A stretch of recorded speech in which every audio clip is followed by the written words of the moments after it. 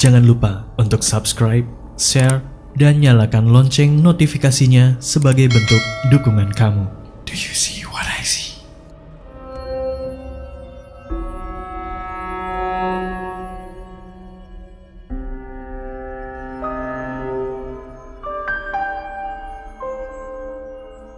Halo, Assalamualaikum warahmatullahi wabarakatuh. Oke, saya Santi. Ini cerita saya yang kedua untuk para pendengar setia Do You See What I See. Kali ini saya cerita tentang kisah nyatanya mama saya sendiri sekitar 20 tahun yang lalu. Tempatnya sama, di tempat perumahan tua tempat kantor papa aku kerja. Jadi ceritanya malam itu mendadak kantor papa aku telepon ada tugas, entah itu kalau nggak salah mesin rusak. Jadi papa aku harus berangkat saat itu untuk cek sekitar jam 2 pagi. Otomatis dong jam 2 papa aku mau berangkat itu mamaku prepare buat papa aku.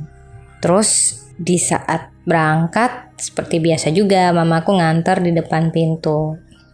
Papa aku mau berangkat, papa aku udah bilang, udah cepet masuk sana, masa sendirian di luar, nanti aku berangkat gak apa-apa, gak usah sampai ngeliat sampai aku berangkat, kata papa gitu. Kunci pintunya. Oke, papa udah pesan seperti itu, mamaku masuklah, kunci pintu rumah.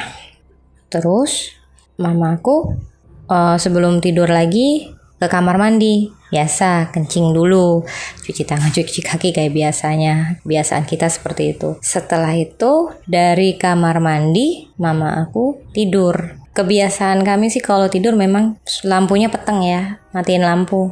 Tiba-tiba mama aku tidur, ada yang meluk dari belakang. Kaget lah, loh. Tapi macam papa aku gitu, tangannya besar gitu. Mama aku pikir, papa balik lagi. Tanyalah mamaku, loh, pa, kok balik lagi? Gak jadi berangkat? Jawabnya cuman, kok jawabnya gini? Mamaku tanya lagi, udah bisa mesinnya? Kok gak jadi kerja? Jawab yang kedua, mamaku mikir, berarti gak jadi kerja. Mesin udah bisa, berarti papa aku nggak perlu ke kantor dong. Ya udahlah, mungkin tadi balik waktu pipis, masuk kamar, mamaku nggak tahu. Tiba-tiba pelukan papa aku makin erat.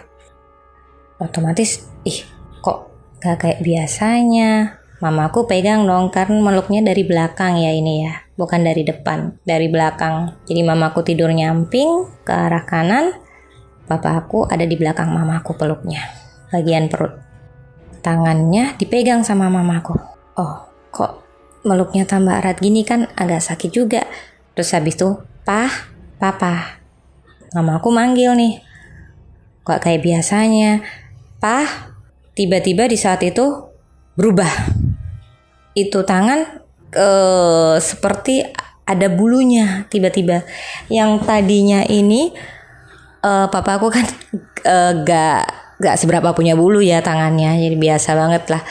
Tiba-tiba muncul bulu tambah lama kayak makin lebat itu bulunya, bulu di tangannya. Kaget lah mamaku, otomatis kaget karena memang posisinya gelap, gak seberapa bisa ngelihat juga, gelap banget. Jadi mamaku langsung ini bukan papa ini. Kaget lah mamaku langsung astagfirullah, ini macam tangan kayak ini kan bukan papa, bukan suami aku, pikir mamaku gitu. Langsung mamaku ngebentak, "Hai!" gitu. Di saat mamaku tersentak dan ngebentak itu makhluk, tiba-tiba itu makhluk malah semakin menggapit mamaku. Tapi posisinya berubah, ada di atas mamaku. Dari situ otomatis mamaku nolak dong. Mohon maaf nih ya, itu makhluk kayak nafsu sekali. Nafsu betul. Jadi betul, mamaku waktu itu udah pikirannya udah, ya Allah, tolong ya Allah, udah baca ayat kursi lah jelas, karena dalam keadaan mamaku benar-benar gak bisa gerak dan itu makhluk istilahnya di atas dia gapit mamaku. Jadi istilahnya mamaku terdesak di atas tempat tidur, benar-benar kayak ya kayak orang dewasa begitulah. mamaku didesak oleh makhluk itu dan hanya bisa baca ayat kursi.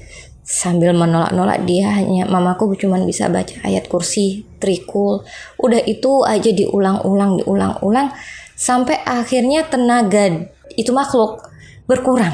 Tapi tetap istilahnya mendengus di atas mamaku, posisinya masih, cuman tenaganya tidak sekuat pertama. Jadi ini ceritanya memang mamaku terus-terusan menolak dan alhamdulillah tidak terjadi apa-apa, cuman posisinya memang di atas mamaku.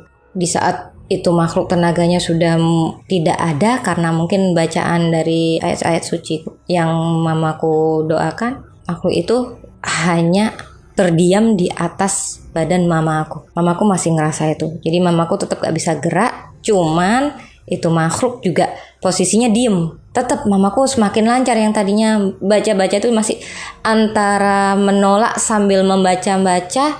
Sekarang mamaku fokus baca karena itu makhluk udah diem. Semakin lancar bacaannya mamaku. Lancar baca ayat kursi, trikul lancar. Makhluk itu seakan-akan hilang. Kan memang gak kelihatan ya posisi gelap.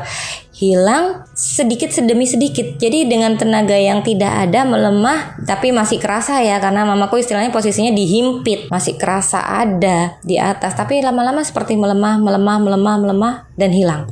Saat itu juga mamaku langsung nyalain lampu, kosong, gak ada papa aku. Terus otomatis dong badan mamaku lemes banget. Gak bisa bobok karena apa ya, istilahnya ya takut. Yang pertama takut, yang kedua apa ya, macam aneh. Naudzubillah lah, itu makhluk minta begitu sama manusia kan. Itu untung mamaku sadar kalau itu bukan papa aku. Duduklah mamaku di tempat tidur, gak tidur sampai subuh pun mamaku gak gerak, gak apa, cuman duduk aja dan terus baca-baca doa sampai subuh, sholat subuh. Pagi kita macam biasa lah, anak-anak bangun.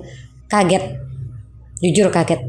Aku waktu bangun melihat mama aku pucet sampai kuning banget, itu kulitnya kelihatan kayak kuning banget. Kenapa?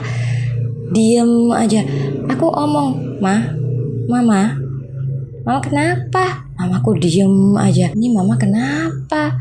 Sampai kita semua anak-anaknya bingung nih, kenapa kok gini? Mama tengkar sama papa apa gimana? Kok gini, gak kayak biasanya? Terus aku kasih minum.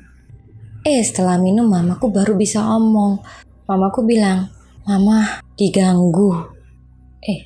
Diganggu apa mah?